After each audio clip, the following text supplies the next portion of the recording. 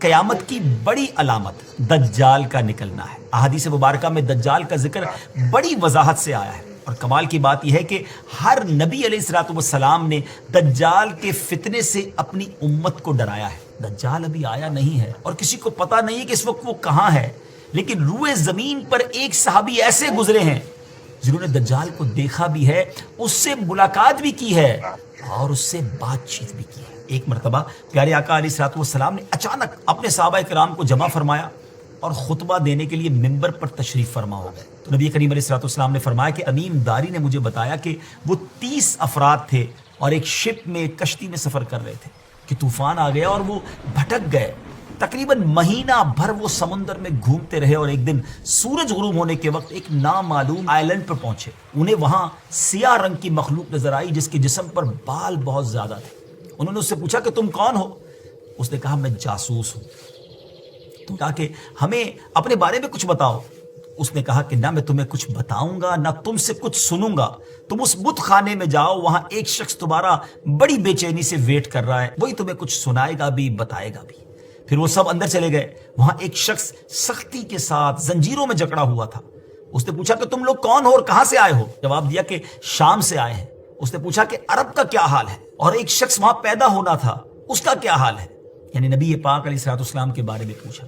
صحابہ کرام نے کہا کہ وہ اچھے حال میں ہیں اور ابتدا میں ان کی مخالفت ہوئی مگر اب تو تمام عرب پر وہ غالب ہو گئے ہیں۔ اس نے کہا اچھا زغر کے چشمے کا کیا حال ہے؟ انہوں نے جواب دیا کہ وہ بھی اچھی حالت میں ہے، لوگ اس سے پانی پیتے ہیں، اس سے کھیتی باڑی بھی کرتے ہیں۔ پھر اس نے پوچھا کہ عمان اور بیسان کی کھجوروں کا کیا حال ہے؟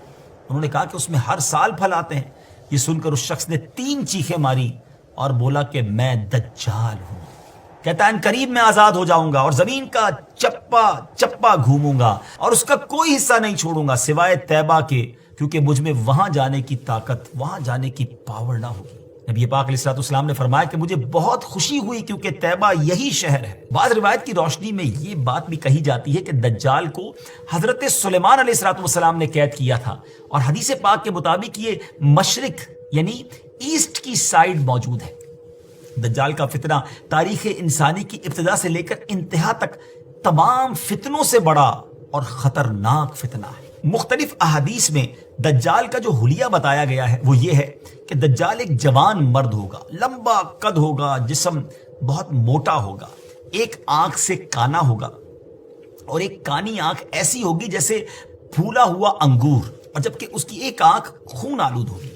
اس کا سینہ چوڑا ہوگا اور ذرا سا اندر کی طرف دھسا ہوا ہوگا۔ دجال کی پیشانی چوڑی ہوگی اور دونوں آنکھوں کے درمیان کاف فا را یعنی کافر لکھا ہوگا۔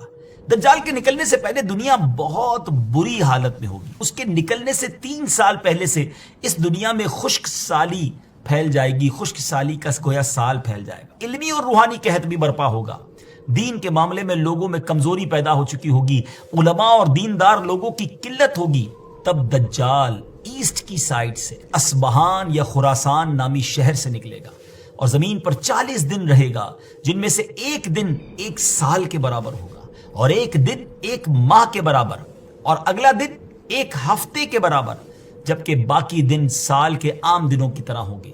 اس مدت میں دجال اپنے گدھے پر سوار ہو کر ساری دنیا کا چکر لگائے گا۔ دجال کے ان فتنوں کی وجہ سے اہل ایمان سخت پریشان اور تنگی کے عالم میں بھاگ کر دخان نامی ایک پہاڑ میں پناہ لیے ہوئے ہوں گے، لیکن دجال ان کا پیچھا کر کے پہاڑ کا گھیرا کرے گا۔ تب اللہ پاک حضرت سیدنا عیسیٰ علیہ نبینا علیہ الصلوۃ والسلام کو نازل فرمائے گا۔ جب حضرت عیسیٰ علیہ الصلوۃ والسلام اس دنیا میں آ جائیں گے تو ان کو دیکھتے ہی دجال ایسے گھلے گا، میلٹ ہوگا، جیسے پانی میں نمک گھلتا ہے، میلٹ ہوتا ہے۔